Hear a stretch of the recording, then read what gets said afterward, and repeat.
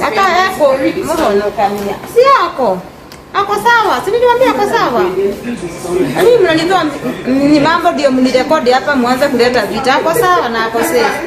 Niliconfirm na nilipiga simu. Ako sawa na ako safe. Msiniulize hiyo mambo tena. Mnataka niongee ndio mrekodi hapa mwanze kutoa vita. Na mimi sitaki vita. Nilimaliza vita.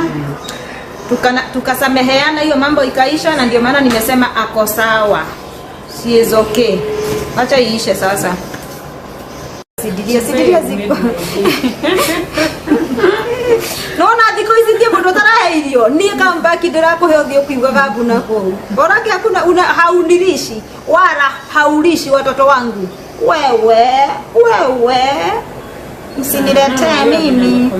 Never let anyone discourage. Acha niwaambie na wakanyanga juu na wajuanga si ati siwajui.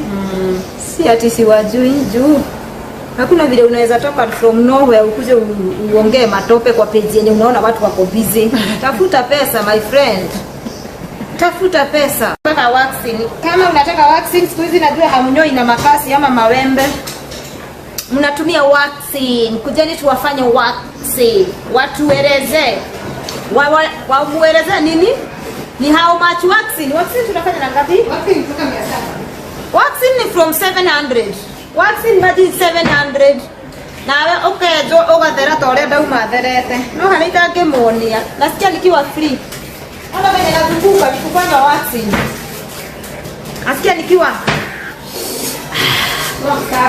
nasikia nikiwa msafi. Ama kale mwe moji karagia haha ndiraigwa nginya kuna ya back spot. Yes ipo. Aki imagine mnanikalisha mnajua mpaka sisikiangi kutoka rais. Kio mko kwa nginya kenda dera hizo.